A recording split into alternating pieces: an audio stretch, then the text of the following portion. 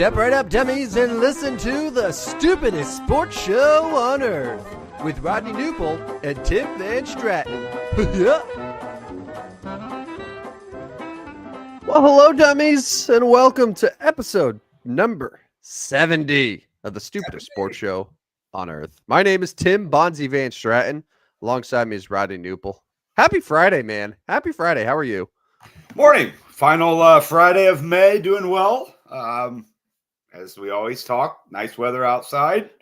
Ready to enjoy the weekend. I asked if you were going golfing. Doesn't look like you'll get in today, but maybe you'll get out there this weekend. We'll see. But should be a good weekend.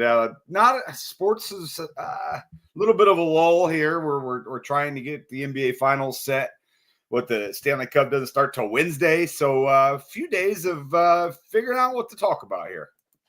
Well, first of all, thank you for airing my personal business within the first 30 seconds of the show, telling people my schedule that I may or may not golf. Appreciate that. But sure. Yeah, like the weekend. Well, let's see. So, is the Memorial this weekend? It is. It is. So it's going on right now. Yeah, Scotty Scheffler's 5 back after one round. Colin Morikawa's second. Ben Griffin, something like that, was leading 7 under after the first day. And I'm pretty sure he just won last week. He played well last week. Did he end up winning last week? He did. Yeah. The Charles Schwab Challenge, the last tournament. Yeah, he finished first place. And PGA Championship, he also finished tied for 8th. So he's coming up tied for 8th at a major, a win, and then now leading after Thursday at the Memorial, which is one of the PGA's like signature tournaments. The dude is on a heater. He went 7 under yesterday. He'll tee off at noon today.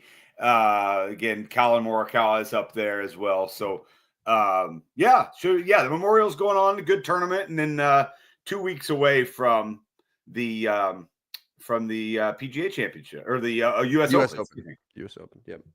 Yeah. We have at least one NBA game this weekend. Well, yeah, we do for sure. It'll be Saturday, right? Game 6 of Knicks and Pacers. I am very thankful for that we didn't have that series end in 5. Like, that would have been crazy to me if we saw all 4 conference final matchup across NBA and NHL all end in 5 games. Yeah. Like, we had to have at least something go past 5 games, right? It was just it was very shocking to see how like really lopsided every series has been across all the sports. Yeah. I nailed the Thunder Timberwolves after that. I said there's no more chance, and they did not have a chance. They absolutely got blown out in Game 5. And then it sounded like the Pacers weren't real motivated last night. Maybe they just want to go back to Indianapolis and win in Game 6, but they better win Game 6 because going back to New York is not all that exciting for Game 7, which would be on Monday. So what's your thoughts on Knicks Pacers last night? To me, this was kind of a Knicks are just going to try to lay everything out there. Like, the Pacers didn't shoot particularly well, but like neither did the Knicks. I don't really think the Knicks were super dominant. I think they just had a really, really good Brunson game. Yeah. But like, my thoughts on the series haven't really changed at this point. And even if it does end up getting to a 7th game, I think I would still probably take Indiana in that 7th game. Okay. I like their ability to close a little bit more because the Knicks are still sort of in that spot right now as a team where if Jalen Brunson isn't amazing, then they're in trouble. Yeah. And the Pacers seem like they have a little bit more wiggle room where it's like, oh, Halliburton doesn't need to carry us. Like Halliburton, 8 points yesterday, and the Pacers were still, in the game for the first half, and then, things ended up getting a little bit out of hand in the second half. But like, I'm not changing my pick at this point just because the Knicks won a Game 5 elimination game at home, where they had lost the previous 2 games at home. So where I'm at. So you like the Pacers to finish it off on tomorrow night? Yeah, I think so. I think so. I think the Pacers will end it in 6. But since we won't have the opportunity to talk about a game 7 because it would be a day before our show, if it Correct. does get to a game 7, assuming that like the Pacers don't suffer a devastating injury or what have you, I think I would take Indiana in a game 7. Wow. Okay. So yeah, I mean, I think if it gets to 7, the Knicks are winning. I'll go with the Pacers winning at home, finding a way to win at home. But if they don't win Saturday, I'll take Knicks on Monday night. I don't think you're going to win another one. I know they won the first 2 in the Garden, but I don't think you're going to win a game 7 there. Eastern Conference Final. I don't think it's going to happen. So should be interesting. I last night. So you said it was close for a while. The score looked lopsided. I did not get a chance to see it, but It wasn't like close, but 9-point game, 10 yeah, point game. Like it was one of those things where the Pacers hit a couple shots, a quick 6-0 run, 7-0 run, and they're right back. It's a one possession game. So but Neesmith was really bad, like unplayable bad. He was 1 for 8, only played 16 minutes for them. Turner had 5 points, Nemhard had 6 points. It was just one of those weird games where no one could just find their game offensively. And then second half rolls around and the Pacers, if they were going to come back, they were really going to have to erase that deficit in the third. And then pretty early on in the third, they were down by 20. So yeah. at that point, it's like, all right, they knew it wasn't the night. It's no need to really try to put their foot on the gas because they're still in control of the series. They got game 6 at home, and that's going to be the focus. So I think you'll see a much better performance out of them. Oklahoma City sitting around last night, probably out at dinner watching this game and thinking, go ahead and go as long as you want. Go as long as you want. In fact, go all the way into Monday night because that would be Yeah. a short turnaround then for the winner of a game 7. But you got to think Oklahoma City. We've talked about this. We like their chances. We got to think they like their chances as they watch these two teams. Oklahoma City just looks like the class right now. I mean, obviously 68 wins, but I keep thinking about. I just don't see Knicks or Pacers really competing too much in that series. If you combined the Pacers and Knicks rosters and then put them against the Thunder, would the Thunder still be favorites? Because I think so. Man, that's a pretty good team, though. I mean, your backcourt is Halliburton and Brunson, Yeah, it's a good team. Siakam and Towns. All right, maybe it's a pretty good team. It's a pretty good team, but Yeah, it's a pretty good. it's a pretty good team. It's a It's a pretty pretty good good team. team. I think the combined team is favored. But that's an interesting thought. That's a pretty good team. Brunson, Halliburton. So who would be our fifth? Bridges, maybe. I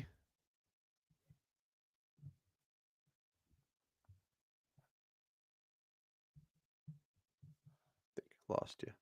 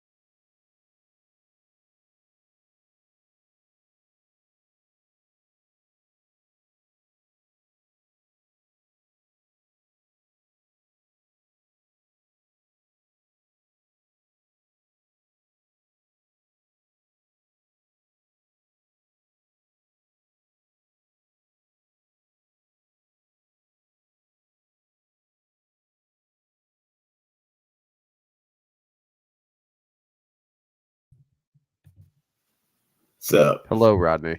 What's up? Apparently, I need to charge an iPad, huh? Or I charge my computer. I don't know. It just died. It says battery full. Anyways, let's get back to that. So, if we had that team of the Pacers, Knicks combined, Brunson, Halliburton, Siakam, Towns, who's our fifth starter? Bridges, probably. Bridges plays the 3. Yeah, and then off the bench you got Anunoby, Hart, Nemhard. I mean, that's a good team. It's a good team. Turner. Yeah. Maybe it would just be like the starting 5. Maybe you just have to take the starting 5 and then a collection of sort of league average role players out there. But I don't know, man. The Thunder won 68 games, man. That's a good that you may not think it's a super team because like they don't have the huge names, but like any 68 win team should be considered a super team just in terms of like their performance on the court. So that's a good team, man. That's a good team. It is a good team. So you'll go. We're both going to go Pacers in 6, but I will go Knicks if it gets 7, and you're going to go Pacers even if it gets 7. So you don't think there's again lose 3 in a row. Injury notwithstanding, or injury withstanding, I should say, because if something happens to Halliburton or Siakam, like I reserve the right to change given the situation. But assuming fully healthy, listen, man, there's a reason that these 3-1 comebacks don't happen very often. Yeah. It's hard to win 3 games in a row. It's hard. It is. It's hard. It is. So we did this on Tuesday, but I think so we can officially see the Minnesota Timberwolves. Didn't have a lot of life left in that loss the other night. Oklahoma City. I said it the other day, like the one Minnesota win, they just put all of their eggs in one basket there, right? Mm-hmm. I guess that's all they had is one ability to win one blowout, and that was it. And I had a couple close games early in the series, but like 5 ended up close, 4 ended up close, but I didn't think it was really all that in doubt. And then of course 5 was not even anywhere close. So Minnesota back-to-back Western Conference Finals trips. What do you think? A third one? 3 in a row? That's hard to do. So we're already predicting for Minnesota next year. I mean, I don't know.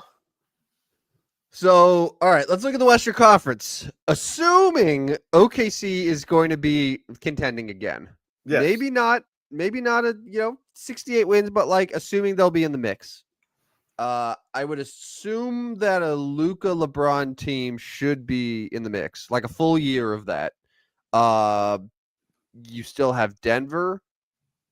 Do you still think Denver could contend for a title? Like it's with Jokic, you can't really say that they can't contend, but like they're not a favorite by any means. They need to do some work in the offseason. They have to figure out something. Like that's the thing. I think it's a little too early to have this conversation because when I think about like Denver needs to do some work. I honestly think Houston's roster this year is going to look a lot different than their roster next season. Okay. I think that Houston is going to make some really aggressive moves. They got a lot of young players. Like they feel like they need a star to really build around because like that's a really good team, but like they're not going to win a title if Jalen Green is their top guy. Right. Yeah, I agree. So like they're going to make moves. Is this the year that San Antonio heads into the playoff conversation? And then you still have the Clippers. You still have the Warriors. Like the Warriors played really well with Jimmy there. And like now they're going to have that for a full year. The team with the number 1 pick plays in the West. I mean, Dallas, that's a good point. Like I kind of not thinking about Dallas just because Kyrie's going to miss a lot of the year. But like you're right. Like Dallas could absolutely at least, be in the playoffs. I would be shocked if they are a top 5 or 6 team in the West at this point, just given how it is. But that's a loaded conference, man. Yeah, that really is. I guess my point on Minnesota is it's difficult to go 3 in a row to the Western Conference Finals. We'll see. We're a little surprised they got back this year after losing last year. It's kind of like the Super Bowl loser hangover. It is difficult to get back to that same spot. I 3 in think a row would be awfully difficult. last year was probably their best opportunity to make the finals. Just the way that the bracket played out. They were facing a Dallas team where Minnesota had home court that series, I Yeah, think. I believe so. So, and then they let Dallas come in and beat them. Like, I'm not going to sit here and be like, oh, they choked playing the Thunder. Like, no, they were heavy underdogs in this series. That's not an issue to me. So, but I think last year was they're like, man, that's the series that we really needed. Like that was our opportunity. And that's kind of how I feel like about the Knicks this year too. The way that everything broke out in the Eastern Conference with like Cleveland and Boston both getting bounced. You had Jason Tatum getting hurt on top of that. Milwaukee's Damian Lillard Giannis experiment failed. Philly's like whole thing failed. You're facing a Pacers team in the Eastern Conference final, and like the Knicks will never have a better opportunity to make the finals than they had this year. And that's how I felt like with the Timberwolves last year. So it's they could certainly be playoff teams and contend, but in terms of like, oh yeah, they're going to be back here. I don't know, man. I don't know. Yeah. So you have some other some rule changes you want to look at, huh? Well, yeah, I should probably preface this by saying they're not my suggestions. I was listening to Nick Wright on a podcast. And by the way, what are your thoughts on Nick Wright? Because I'll tell you this. He rubs some people the wrong way, but I really like him. I think he thinks about the game or about just sports in general very intelligently, and like the way that he can just he is a most advanced version of the debate monster that like Stephen A and Skip and those guys created. But like Nick Wright does it better and more entertaining, I think. And he's more informed than the average sort of like debate guy. Yeah, no, I think he does it. I think he does a good job. He's intelligent. That's one thing about him. He's definitely intelligent. Just like all of them, they sometimes go a little too far. But no, I think he does a good job, and I don't mind listening to him. So yeah, I think he does a decent job. All right. All that to say, he was talking about like rule changes that he's come up with that would fix some of the biggest complaints that fans have about the NBA product. Okay. And some of this is like maybe it makes the game better, speeds it up more. Some of it just might be like, hey, this is more entertaining for the fans. But there were 3 rule changes. I want to get your thoughts on this as a ball knower. Ball knower, yes. All right, this first one, maybe you saw the clip circulating on Twitter a couple days ago. He talked about it on his show. I've yet to find someone that isn't totally on board with this. So, rule change number 1 for the NBA. So you know when players signal for a timeout, the ref immediately like, all right, you signaled for a timeout granted, right? If you don't have a timeout and you do that, a la Chris Webber, it's technical. Yes. Okay. So why is it then that players who consistently gesture this to challenge a play, to review a play, why the refs aren't acknowledging that hand signal as okay, yes, that's a challenge signal? So his first rule change would be the gesturing motion of asking for a challenge should be treated exactly like calling for a timeout, where if a player does it, the ref says, all right, challenge accepted. And if you signal for a challenge that your team doesn't have, it's the equivalent of signaling for a timeout your team doesn't have. It's a technical foul and lose possession. So he said that if this was implemented for the start of next season, within the 5th game, you would never see players doing this again. And it's like it becomes excessive how much you're seeing every single play they're asking for a review of some kind, and it's ignored by the refs. And he believes that this would put a stop to it, and I'm very, very much in favor of that. No, I like this too. I think it's a great idea, and because we are all tired of seeing that motion over and over, every out of bounds, every foul, everything is out there. So yeah, no, I do like this. I think it's great. So you get a certain amount of challenges per game, and that's what you can use. And if you don't have any, yeah, you're right. It's a technical. No, I'm fully on board with this one. So yeah, that's the one where I have yet to see someone who wasn't in favor of that. I think it's a great rule. All right, number 2, This one gets a little bit more complicated. It might be harder to implement, but I want to hear your thoughts here. So, um, you're obviously familiar with the hack a Shaq strategy. Yeah. Obviously, this is something that you see on a lot of different players, not just what Shaq was playing, but you target the poorer free throw shooters, you foul them, you send them to the line, and it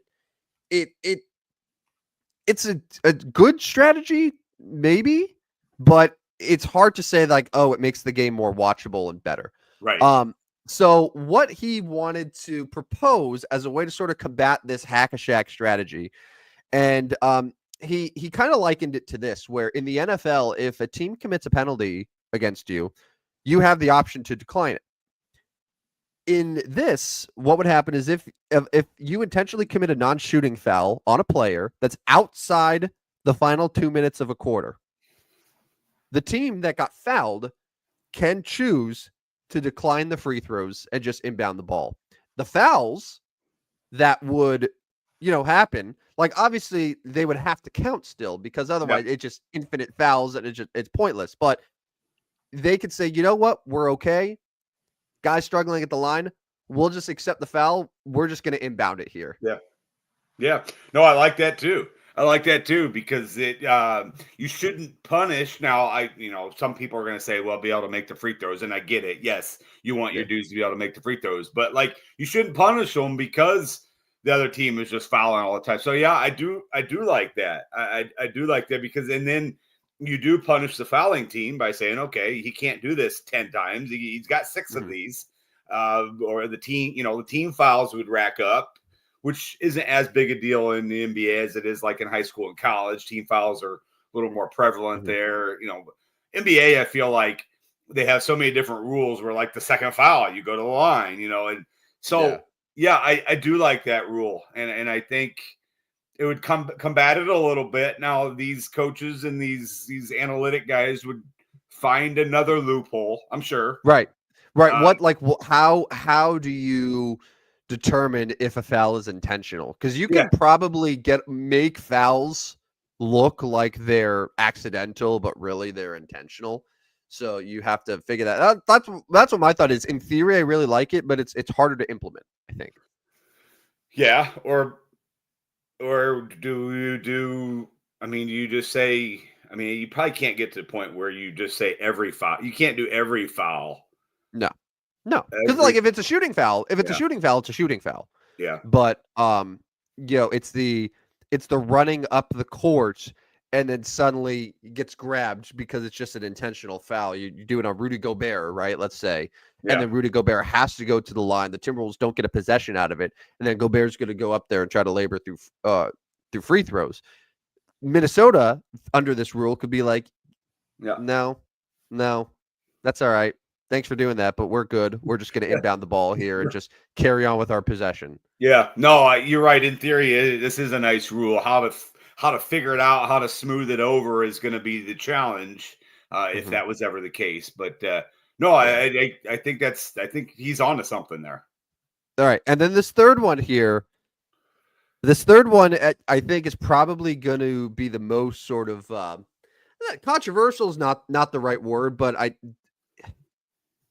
it depends on how you feel, because a lot of people look at hey, we're up 3 points in the final few seconds, let's foul the other team, and that's a good strategy. And like if you feel like that's a good, noble strategy, like it makes sense. Right. Is it the best for the viewers, the entertainment product? That I think is probably more of the debate. So his suggestion for the third and final rule change is if a team is leading by 3 or more points and there's less than 24 seconds left in the game. So the shot clock's off, right? Shot clock's off here. Leading by 3 or plus points. And the leading team commits a foul outside of the 3-point line. The player who was fouled, regardless of whether it was shooting foul or not, will receive 3 free throws. Yeah, I don't think I'm going to buy in on that one, because I do think especially the under 20 seconds, and I know it drags the game along, but the foul or defend debate is something I think Mhm. I like it. I like the strategy of it, and I've gone back and forth over the years on it, seeing it go all Yeah. ways here. I don't think I like that one. I want them to have that choice of fouling or defending. Sometimes it burns them. It's not like it's a guaranteed to win either way. Like sometimes it's burnt guys. So Mhm. I'm good with leaving that portion of the game. Yes, it is not aesthetically pleasing for the fans, but I Takes think that takes takes sort of the excitement away of does. like end of game Yeah, a little bit. And that's really what it is. It's not like the strategy's bad. It's more of the how can we make the end of games more entertaining rather than just turning it into free throw battle. yeah. No, I get that. I do get that. But you also have to have some semblance of strategy. And Yeah. I guess Oh yeah. this I would allow strategy still, but different strategy. And yeah. then we get back to the old timers of like get off my lawn, keep basketball the way it should be type Mhm. thing. But it's always evolving, right? Like Yeah. so I go back and forth on that too. As a 42-year-old, I try to not get lost in the well, that's how they did it in the 80s and the 90s and the 2000s. Try, but Mhm. I do still like the element of are they going to foul? Are they going to defend? So I'm not on board with this one, but it's an interesting thought.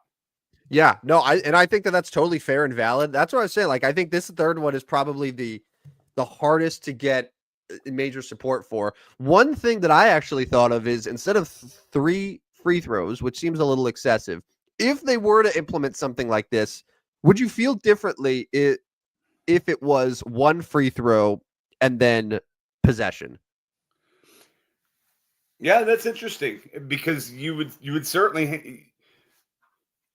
I do like that because And now that's and you're that's and that's yeah assuming we're like double bonus here. So let's just say yeah like the team's in the double bonus, they get fouled, the shot clock's off, they're losing by 3 or more points. So then guy gets fouled, goes to the free throw line, takes one free throw. And it could be like a 5 point game, right? It could not matter, but like takes his free throw and then it's possession. Yeah, because then if you're up three, you really probably can't do that. I mean, because Mhm, now you're risking flat out losing the game. mhm. Free throw, inbound, 3-pointer, loss. Suddenly it Um, becomes it could become a 4 point possession just by doing that. yeah, Yeah. yeah. Yeah. Like you got to rethink about that. So I do like that version better. Mhm. I do like that version better. The one free throw, and it really then you can still foul or defend.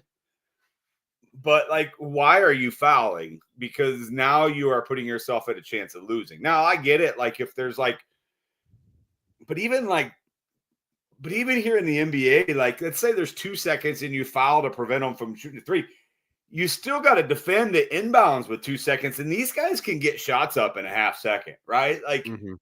I don't know as if you see the reason for fouling now. Anyways, that's I like that version better, and there Yeah.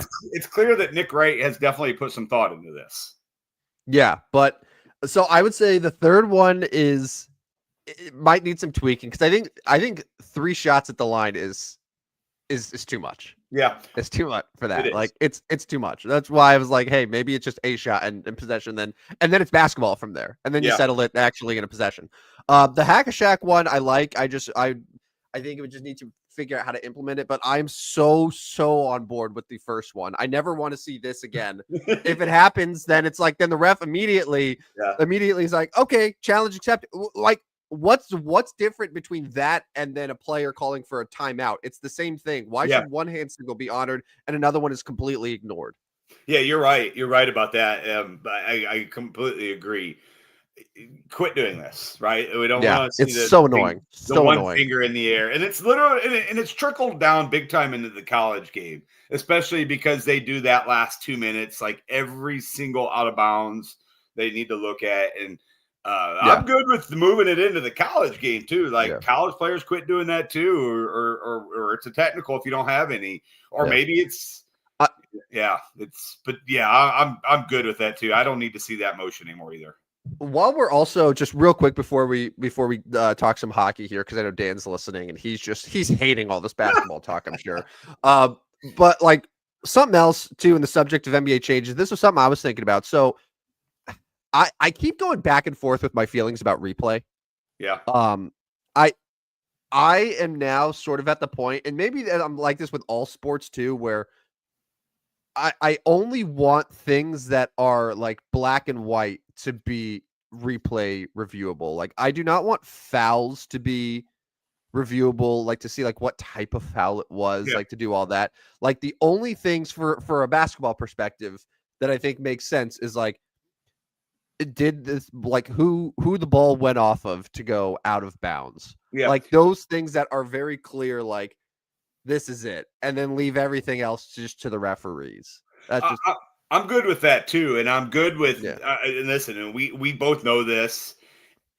Officials are going to miss stuff. Yeah, that's a part of it, though. Yeah, you're right. You're right. The human element of, and that's where like I try not to be that old man, get off my lawn. But you're right. Like basketball still needs to have that human element, and they are theoretically trying to get the best officials on the planet. Not Yeah, and the officiating is hard, right? Like yeah, you're literally moving, your eyes are moving, you're running down the floor trying to watch grown men that are bigger, faster, stronger than you. Because I've yet to see an NBA official that is bigger, faster, and stronger than pretty much all 10 dudes on the floor.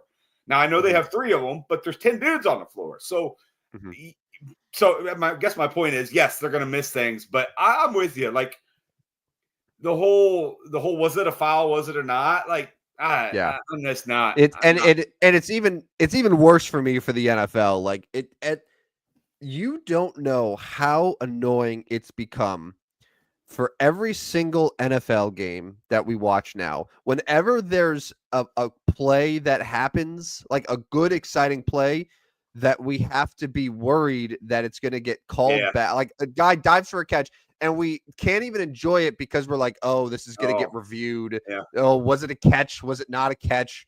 And like every touchdown, we have to hold our excitement because it might not count. And it's like, it has really, I'm not ruined, but it has really like nuked my excitement level, like while I'm watching a game. Yeah.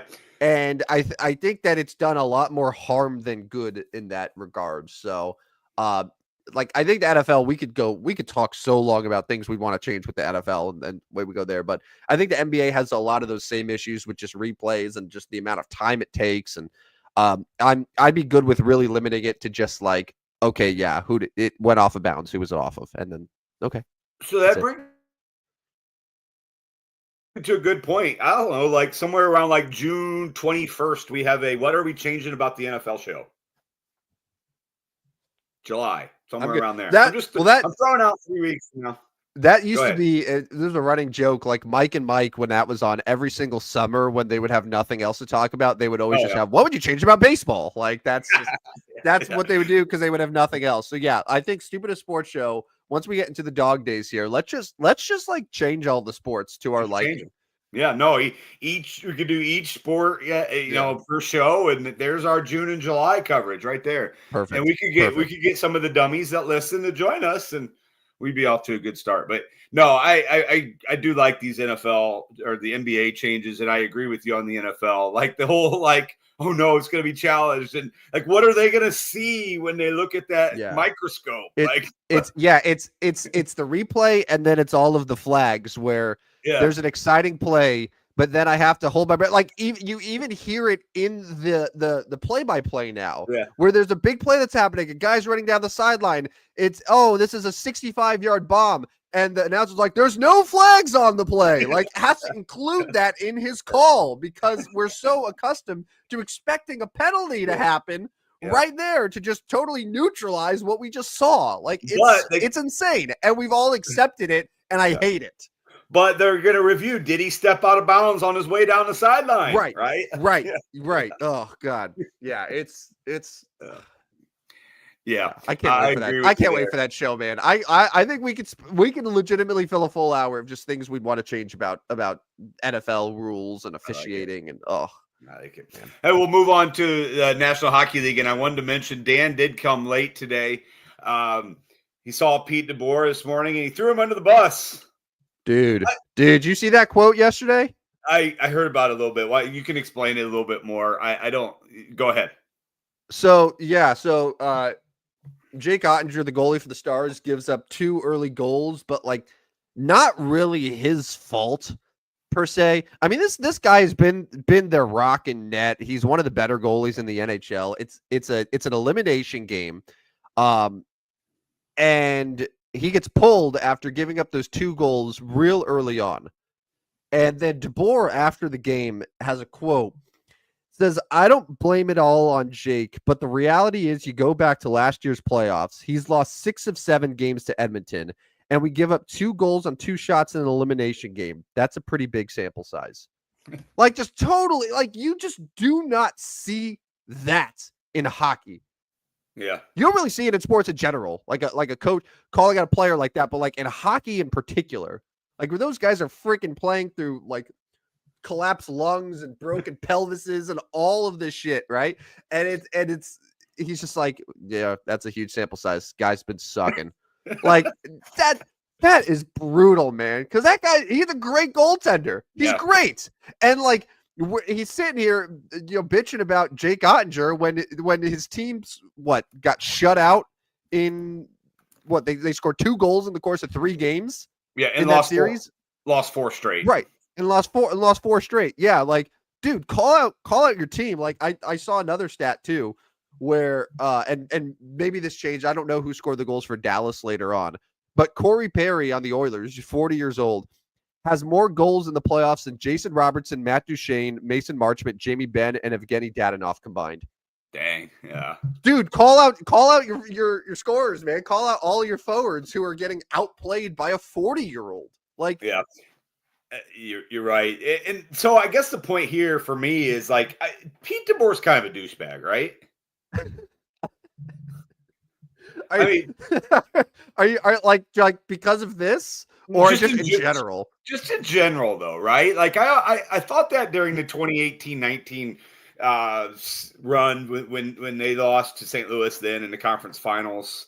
I don't know. He definitely he's definitely a guy who I think wears out his welcome at places. Yeah. Like if he's had a very successful coaching career clearly, but I'm looking right now. So he made it 3 years in Florida. Yep. 4 years in New Jersey. Actually, like 3.5 years in New Jersey. Got fired midseason. Went to a cup in his first year at Jersey. Yeah. Lost. Yes. First year, yeah. Lost there. And lost the Stanley Cup Finals first year in San Jose.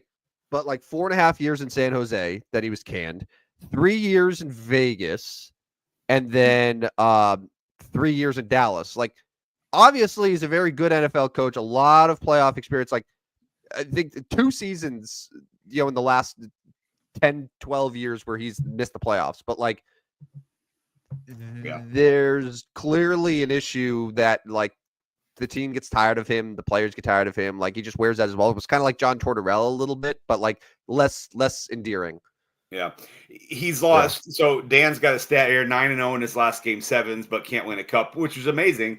Also has lost his last 6 conference finals.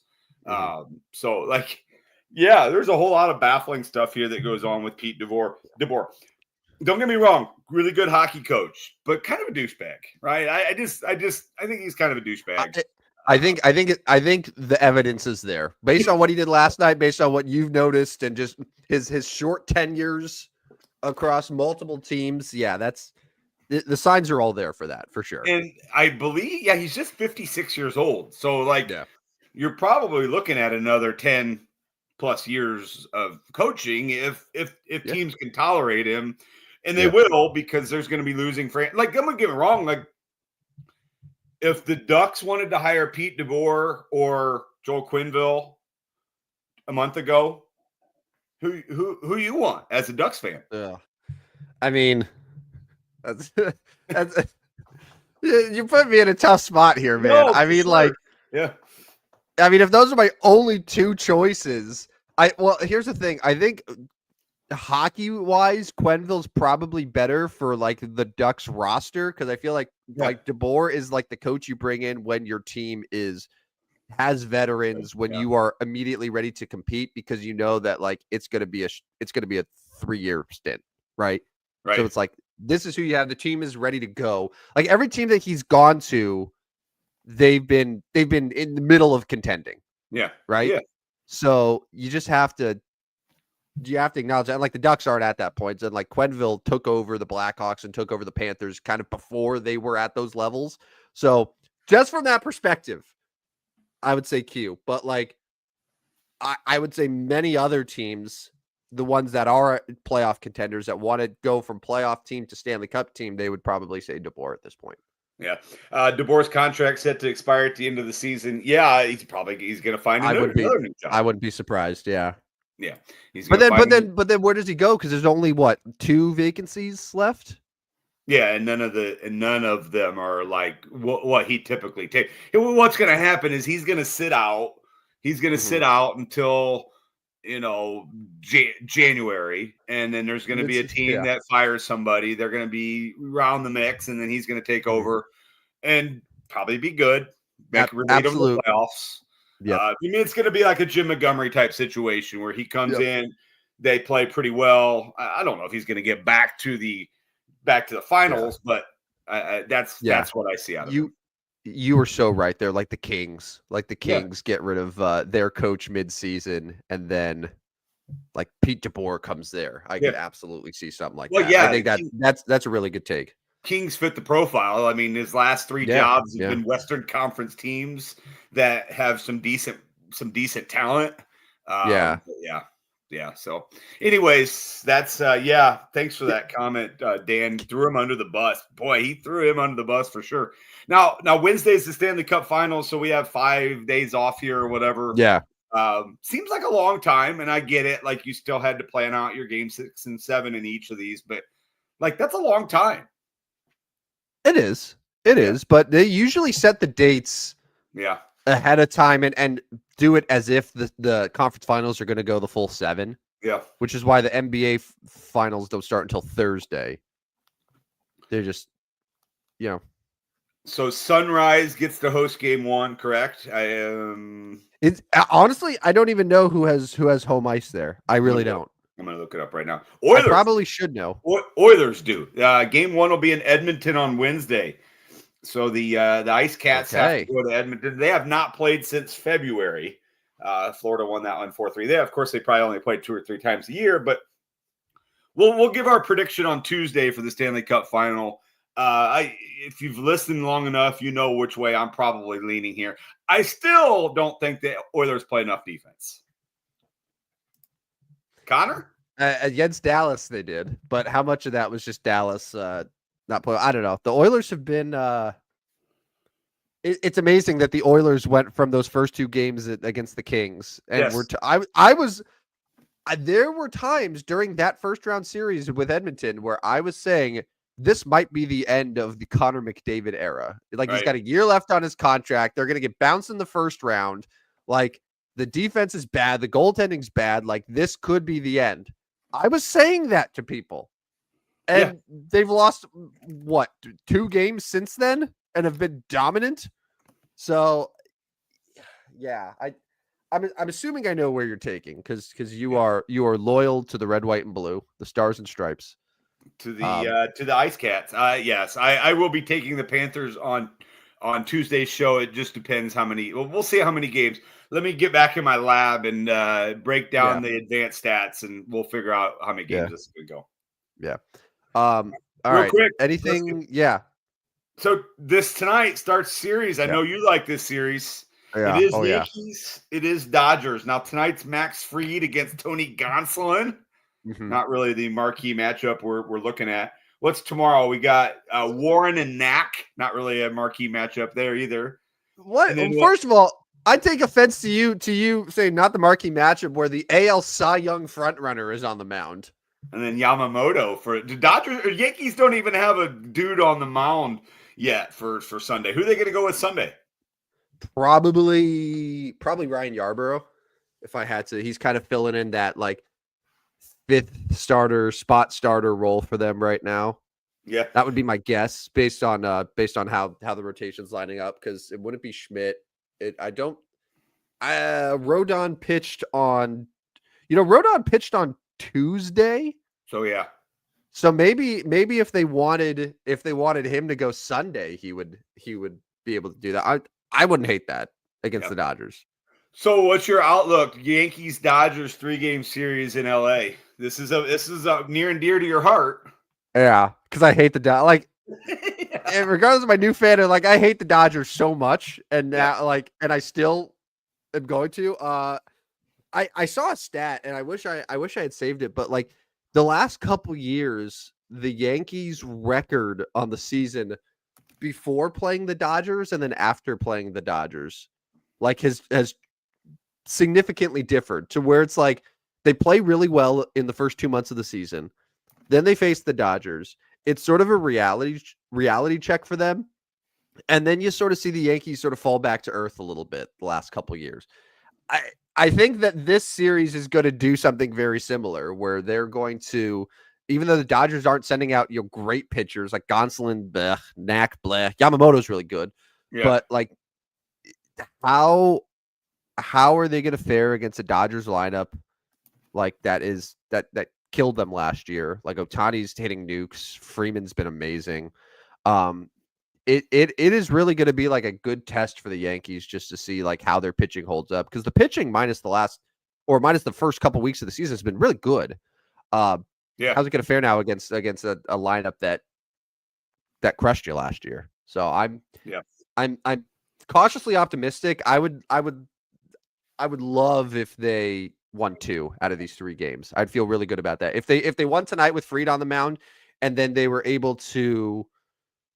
I mean, Warren's pitched better, so yeah. I mean, if they won the first 2 and then lost Sunday, I'm totally good with that. Totally good. Yeah. My Cardinals are in Arlington to take on the Rangers. Cubs and World Reds Series rematch. Look at that. yeah, from 14 years ago. Looking throughout baseball, Red Sox Braves would be an interesting series, but that's where we're at with baseball. My Cardinals continue to stay red hot, 32-24 now. They're coming. Matthew Liberatore has been quite the little pickup for my fantasy team, man. And 2.73 ERA. He's been really good. Finally, this guy arrives. I mean, he's only 25, right? Like, I mean, I know, but we've been talking about Matthew Liberatore as a prospect for about 7 years. It feels like. Yeah, right. No, so I find it interesting because he was originally supposed to face. Oh shoot, I forgot who's the young guy for Texas that has the dad that played. Gosh, I can't remember. Leiter. Jack Leiter. He was originally supposed to face Leiter, and then I looked up Leiter's 25 as well. So I'm like, well, Liberatore has been around and done some more stuff than Leiter has at 25. Yeah. So I don't know. I just thought that was interesting. They're both 25. Yeah, I mean, Matthew Liberatore has been really good. I think he's gone like 6 starts in a row here with like 2 or fewer runs, and he's not walking guys. He has 8 walks all season. Knock on wood here, but he's been really good. Cardinals pitching staff has been fantastic. Somehow, some way. I don't know what they're going to get. They got Sonny Gray. He's 5-1 tomorrow, and then Eric Fetty on Sunday. Which, by the way, remember when I asked if Eric Fetty was any good or not? Jury's still out. 3.90 ERA. I mean, he's pitching well. Like, I feel like there's a difference between you are playing good and you are good. I feel like the Cardinals have a lot of guys on the pitching staff who are playing good, but they might not be good. I mean, you asked the question on Tuesday, are the Cardinals good? And I could not really come up with an answer because I don't know, but they're 8 games over 500. They are a wild card team right now. They're certainly trying to keep pressure on the Cubs, who continue to find bullshit wins. But yeah, right. Cardinals Cubs first series comes up soon. That should be fun. Hopefully St. Louis can stay in contention, but that's our baseball talk. Good luck to your Yankees this weekend in a fun series. Thank you, man. Yeah, I the only downside is that I got to stay up late again to watch these games. Like watching the last 3 games in Anaheim, which was a very weird experience for me, by the way. Very weird. Like very, very strange to watch it from the other side. But I actually came out of it feeling better just about stuff that I thought I was going to. Yeah. But now I got to do it all again and watch 3 more games in LA. Like first pitch tonight, it's an Apple TV Plus game. First pitch is at 9:10 Central. Ugh. Yeah. Well, Oh, you'll get this. awful. You'll get the Sunday night. You get the Sunday night game of the year, game of the world on. It's coming Yeah. up on this Sunday. And Fox Saturday. I was looking at the Yankees schedule, so it started on. I think on Wednesday their game was on MLB Network, but it started a stretch where like they had 16 straight games that were nationally televised, or like nationally available. It was a combination of like Apple TV, ESPN, Fox, like MLB Network, like all these ones for like 16 straight that they have. Because they got the Red Sox twice, they got the Dodgers right now, they got the Guardians series. So like it was bizarre. It's bizarre. So truly America's team, huh? well, I used to be. We were a proper nation when they were, and now that the Dodgers have replaced them, look what's happened. When that brings me to this point, when is the Cardinals Yankees series? I knew this at one point. Let me find this out here real quick. Can I get you to Busch this year or no? You turned me down earlier. That was the Angels. I get it. Yeah, when? Because if it's Yankees, I'll do it. I'll go with you. I didn't want to see the Angels because on my birthday. When's your birthday? August 15th. Yankees Cardinals 15th, 16th, 17th. Now it's a weekend. And it's an August weekend, and it's probably the final weekend before school starts. And that at Busch means there's going to be 40. I mean, okay, that's gonna be a huge crowd. I'm not going to go into the whole what is the actual crowd conversation today because I've had that. No, it'll be a full crowd because it'll be Yankee fans that'll show up there. Don't worry. If the Cardinals are still playing well, 8 games over 500, or the projection of 12 to 15 at that point, possibly. And the Yankees come to town, yes, there will be a nice 40,000 fans there. I was at a game, Cardinals-Yankees, exact matchup in August a couple years ago, and it was 348 degrees outside. So, yeah, we'll put that one on hold. But August 15th, 16th, 17th, Cardinals host the Yankees. I'm a strong tentative yes. Yeah, well, we'll see because Friday night, Saturday evening, Sunday afternoon is the schedule there. Probably I don't know. I kind of like that Saturday night 6:15 start. That's not terrible. Gets us home by 11, gets us home by 11 o'clock. We could figure that out. But anyways, we'll we could have a live show from Busch. Anyways, we could. Anyways, let's get to our Mount Rushmore. We got things to do today. It is a Friday. You're apparently not golfing, so must mean you have to work today. But anyways, our Mount Rushmores of 70s. All right. Baseball's really bad. The best number 70 that I can find who actually wore it for many years was something called a George Contos. Spent most of his time with the San Francisco Giants, a couple years with the Yankees, a couple years with the Pirates. I think reliever. Think he was a reliever. God, I hope so. He was, yeah. Luis Avilan, 3 years there. You also had TJ Antone for the Reds. Bailey Falter for it. Yeah, it's bad list. Bad list. Jazz, I think his rookie year with the Marlins, he was number 70. Don't forget about Jumbo Diaz, one of my favorite baseball names. He spent 3 years wearing 70. But Tyler Lyons, another St. Louis Cardinal guy. But I think we can ignore 70 on the Mount Rushmore for baseball, at least. Heinous list. NBA, same. You can ignore it. The best that I found was Dennis Rodman wore it his one season with the Dallas Mavericks. And Nemanja, I never know how to say it. Like Belika. Nemanja. Are you asking me? You know I can't say it. Yeah. All right. Well, so we're going to ignore that. All right. NFL, the best ones, obviously, you still have some of the big boys who wore it. You have Jim Marshall, who was a longtime defensive end, Minnesota Vikings way back in the 60s, 70s. Logan Mankins, the former Patriots guard, was number 70. Zach Martin, recently retired Zach Martin, guard for the Dallas Cowboys. He was also number 70. So a couple good offensive guards there. Jim Marshall on the other side. So definitely some options. And then hockey, we have a few names. Do you remember Braden Holtby? Yeah, I do. Yeah. A long-time Washington Capitals netminder. He was number 70. Jonas Carpasolo, Blue Jackets, bounced around a couple different teams since then, but another good goalie. Tanner Pearson, Stanley Cup winner with the LA Kings, has been around a few different teams since then.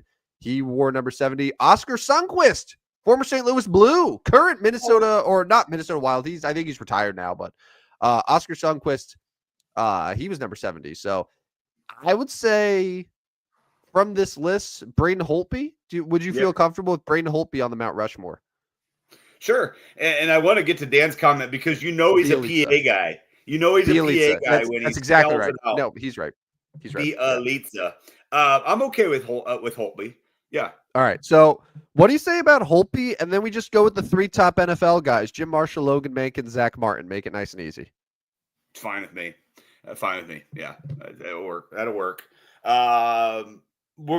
This is gonna continue because there's no basketball or baseball people for 71 or 72. Yeah. Anyways. Yeah. Basketball, it might be just like the end of basketball. Yeah. But I mean, 77. I'm gonna pre-call that Luka Doncic will be on the 77 Mount Rushmore. I'll pre-call it. Yeah. All right. That's good. Good to hear. Anyways, we're right up against the hour here. We should probably get ready to get out of here. Been a fun show. I love the Nick Wright. Thanks for bringing that in today. Thank you, Nick Wright, for your content and allowing us to use it on our show today. I mean, he didn't, but I feel like we properly credited him, so we should be good there. Yeah. Thanks, Nick. Thanks to all the listeners out there, Dan, for the comments on the show today. Sign up for our Substack. We are going to win the month of May and be ahead for the year still. We'll see what we can do starting Sunday for June on our Substack. So make sure you go there, sign up. I see the numbers are increasing. That is a good thing. So keep that coming. Follow us on Twitter, not X. Stupid Sports Show, no W on the end. And that should about do it from my side for the Stupidest Sports Show. As you know, this is not just a live show. This is also a podcast. And anytime you want to listen to our 70 episodes of the Stupidest Sports Show on Earth, you can go to Spotify, Apple, iHeart, wherever you get your podcasts, and give us a listen. And while you're there, make sure to rate, subscribe, review, unsubscribe.